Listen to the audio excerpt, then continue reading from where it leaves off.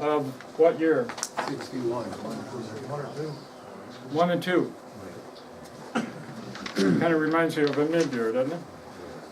All right, the next slide is a discussion item. I'm going to ask Dan to stand up. Why? And because the slide has your name on it. He thinks, I'll make you stand up. I make this stuff up.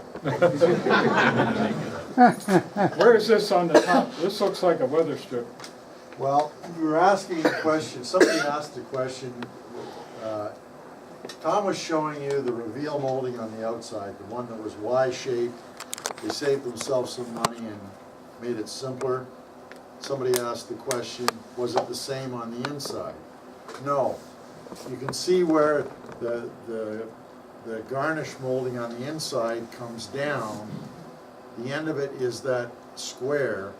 And what's usually missing is that little filler piece inside. Looks like a gray mouse in this picture. Second or third time you take the top off the car, they fall out. And you gotta be careful of them because one end is very pointed and sharp and the edges are very pointed and sharp. And it has a little foot by where Tom had his finger there that's, no, back up, right in the corner. Right here. Yeah. Oh, yeah. And it's really sharp, but they fall right out and be gone. So it's rare to see a top that still has that. Now, a judge will never really see that. It's just a point of interest. But there was no Y molding on the inside. It just came to a dead stop. How was that tab fastened in there, Danny? As far as I can tell, they just pushed them in. Because if it was soldered, Well, the solder wasn't very good because most of them fall out. stainless soldered, what? Unusual. Yeah. It's like the Vintex, right? So here's the plexiglass or whatever it says on the window. To give you an orientation, this is the back side, the inside of the window, and this is glass or plastic. This is grass. All right, Randy's here. Randy Loisel told me about this, and I don't think you're going to run into this in judging, and I won't explain exactly why it comes up. But this is a 58 door panel on the left and a 60 on the right here. And just like my 2011 pickup truck, they moved the door handle, requiring a different door panel. Apparently some customers didn't like to reach all the way back to here for that 58 style door panel. And I don't know when exactly, if this was a model year end or not. But when I was talking about the reflectors, I forgot to mention there's two more of those little round things on the door, or on the door panel. Next slide shows three different tachometers. I'm sure you can see all the details in this picture, but let's go to the next slide and talk about specifics on some of these different tachometers.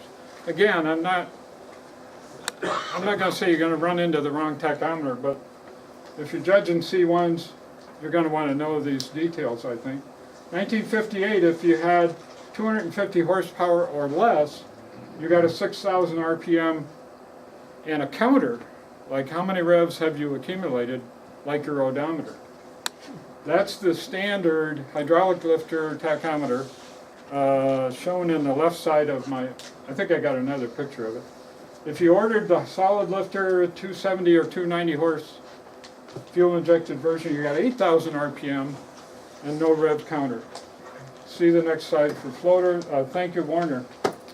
And the judging guide. It says tack down here in red.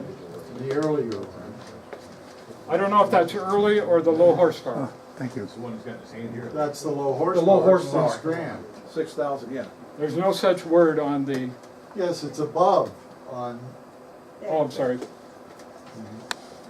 8,000. This is the 8,000 RPM tack, solid lifters, and it does say tack on it, but it's in a different spot. The red lines differ, but they're both 7,000 RPM tacks. This is a 60, this is a lower horsepower red line at 5,500. And there's a pale green color on the left that gets to be a darker green as you go around the top of this particular tachometer.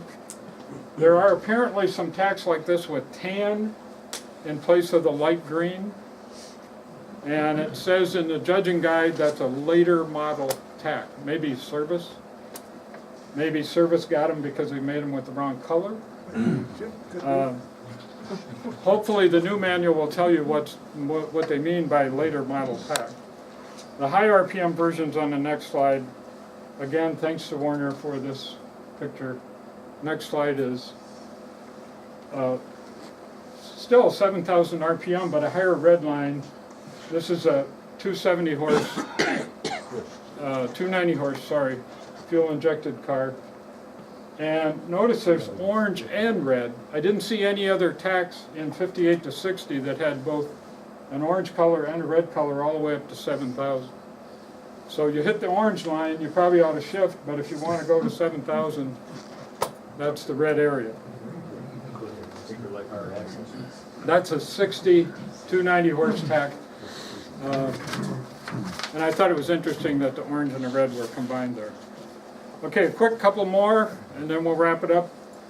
These are Jerry's kick panels, as seen at the Flint car show called Chrome and Ice, which was held in the middle of a snowstorm this year. That's the only C1 door panel that I know of, 62, that has pleats instead of some other style of trim. I don't think 61s look like this. They had a aluminum. Yeah. We're going to talk about Prindle. There's actually 3 changes. I learned about the third one after I put together this slide. But in early 58 and before, you shifted your automatic Power Glide Corvette from reverse to low to drive, neutral, and then park. And I've got a picture of the direction of it. The park was down closer to your seat, and reverse was way up ahead. This is inscribed on a little white knob for Power Glide cars. Sometime in 58, when? It became Prindle, but spelled backwards. The low was still up at the top by the dash, and the park was still down by your seat. And we think that's early 58. This is from the judging guide, which tells you RLD and P, the older style Power Glide pattern. And Gail Robino helped me with these pictures.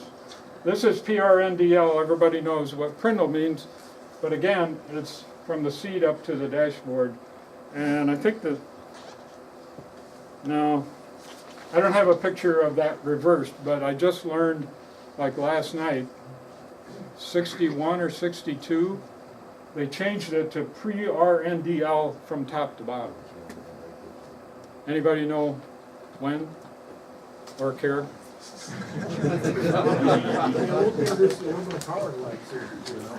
Yes, Mr. Dunn.